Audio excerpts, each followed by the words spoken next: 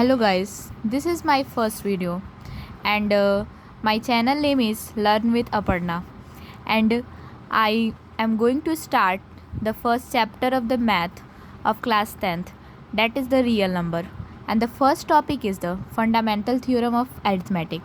So let's start it.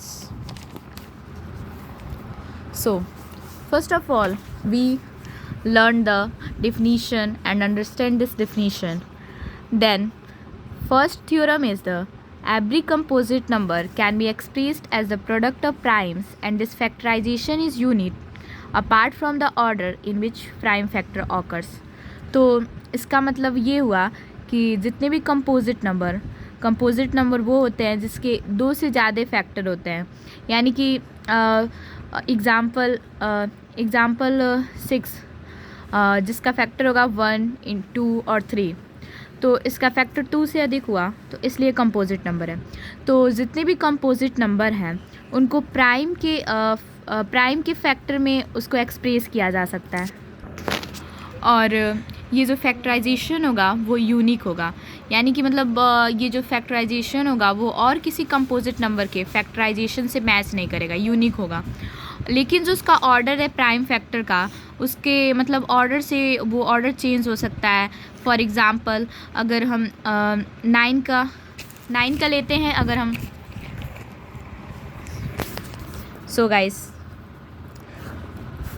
अगर हम 9 का प्राइम फैक्टराइजेशन लेते हैं तो इसका प्राइम फैक्टराइजेशन होगा 9 का प्राइम फैक्टराइजेशन होगा 1 × 3 × 3.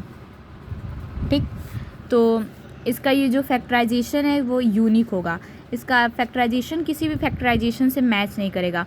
For example if we take another example this, so we take example of 12.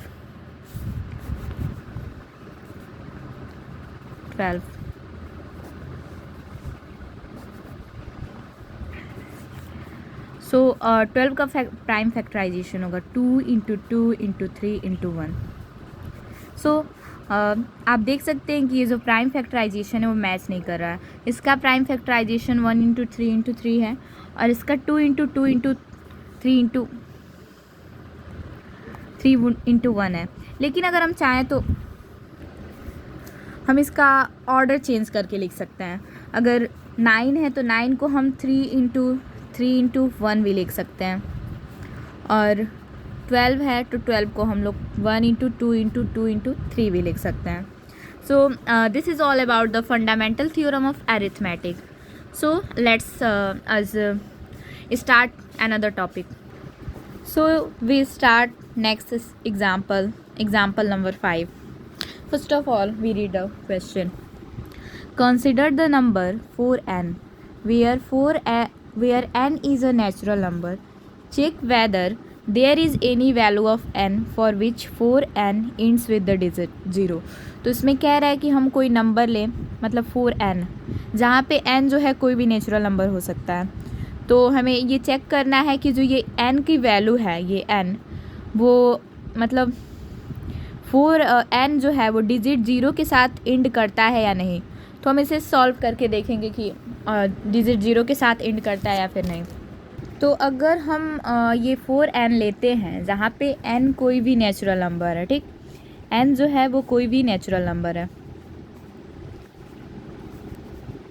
ये नेचुरल नंबर है. तो हम इसको अगर 0 से एंड करना होगा, ये जैसे इसका प्राइम फैक्टराइजेशन अगर इसको 0 से एंड कराना होगा तो हमें ये इसका जो प्राइम फैक्टराइजेशन है उसको 5 मतलब अगर 5 से डिविजिबल होगा तो वो देन वो एंड हो जाएगा 0 से. तो हम देखते हैं कि ये 0 से एंड होगा या नहीं होगा. तो अगर हम 4n का प्राइम फैक्टराइजेशन लेंगे तो इसको हम ऐसे लिख सकते हैं 2 और 2n. तो हम देखेंगे कि यहाँ पे जो